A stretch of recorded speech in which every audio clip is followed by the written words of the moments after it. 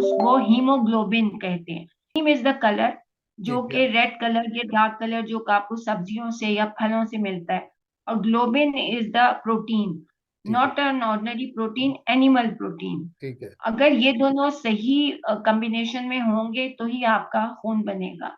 Haemoglobin, this is important. बहुत से लोग सिर्फ सब्जियां या ऐसी चीजें लेकिन वो एनिमल प्रोटीन नहीं खाते। बेस्ट सोर्स एनिमल प्रोटीन की एग वाइट है। उसमें बहुत अच्छी टाइप की एक क्लास प्रोटीन होती है, चिकन है, मटन है, बीफ है।